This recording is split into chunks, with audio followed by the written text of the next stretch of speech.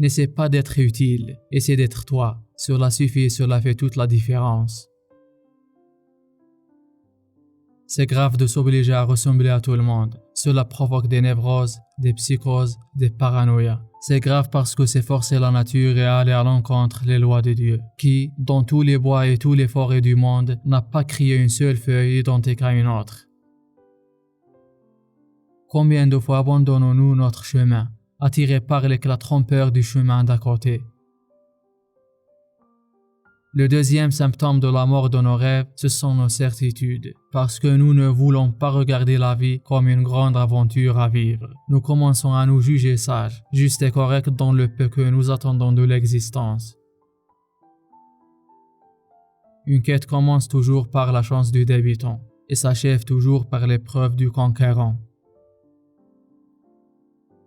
Celui qui désire mener le bon combat doit regarder le monde comme s'il s'agissait d'un trésor inépuisable, qui attend d'être découvert et conquis. Tous les chemins mènent au même droit, mais choisissez le vôtre et allez jusqu'au bout. N'essayez pas de parcourir tous les chemins.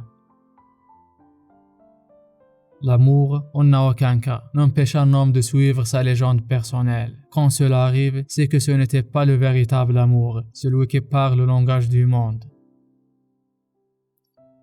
Il n'y a qu'une seule chose importante dans nos vies, vivre notre légende personnelle, la mission qui nous a été destinée. Mais nous finissons toujours par nous encombrer de vaines occupations qui détruisent nos rêves. Les gens apprennent très tôt leur raison de vivre, dit le vieillard avec, dans les yeux, une certaine amertume. C'est peut-être pour cette raison même qu'ils renoncent aussi très tôt.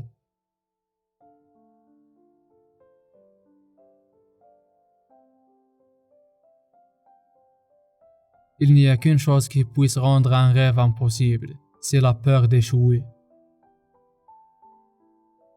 Quand on veut une chose, tout l'univers conspire à nous permettre de réaliser notre rêve.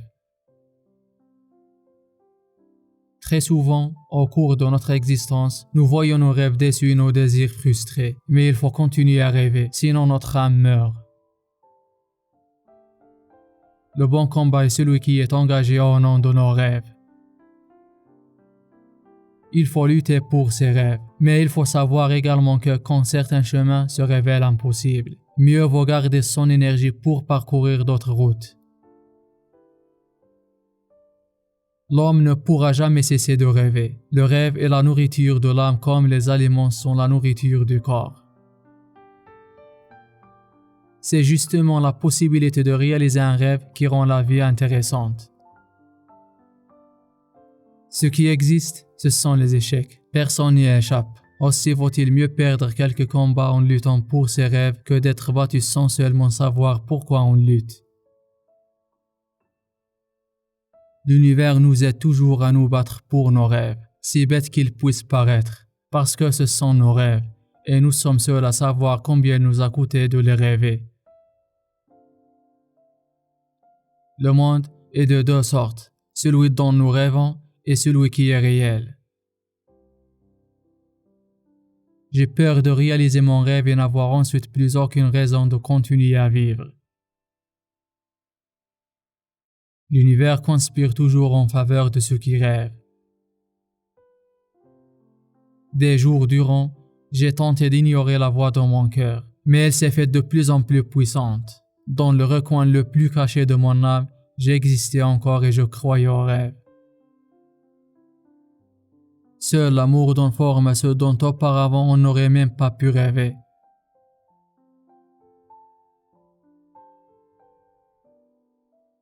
L'amour crée des ponts là où ils paraissent impossibles. L'amour est une force sauvage. Quand nous essayons de le contrôler, il nous détruit. Quand nous essayons de l'emprisonner, il nous rend esclaves. Quand nous essayons de le comprendre, il nous laisse perdus et confus. L'amour est tellement grand qu'il doit être partagé. Il n'y a rien au-delà de l'amour. C'est lui qui fait que le monde tourne. L'amour est une maladie dont personne ne veut se délivrer. Celui qui en est atteint ne cherche pas à se rétablir, et celui qui souffre ne désire pas guérir. Je t'aime parce que tout l'univers a conspiré à me faire arriver jusqu'à toi. Il est inutile de parler de l'amour, car l'amour possède sa propre voix et parle de lui-même. Restez avec un amour qui vous donne des réponses et non des problèmes, de la sécurité et non de la peur, de la confiance et non des doutes. C'est là qu'intervient la force de l'amour, car quand nous aimons, nous voulons toujours être meilleurs que nous ne sommes. Quand on aime, on n'a aucun besoin de comprendre ce qui se passe, car tout se passe alors à l'intérieur de nous. L'amour n'a pas besoin d'être compris, il faut seulement le manifester. L'amour le plus fort est celui qui peut démontrer sa fragilité. Pour ne pas souffrir, il fallait aussi ne pas aimer. L'amour est toujours nouveau, peu importe que l'on aime une fois, 2 fois, 10 fois dans sa vie. On se trouve toujours devant une situation inconnue. L'amour peut nous mener en enfer ou au paradis, mais il nous mène toujours quelque part. Si nous sommes capables d'aimer, nous serons aussi capables d'être aimés. Ce n'est qu'une question de temps. Quand on aime, les choses ont encore davantage de sens.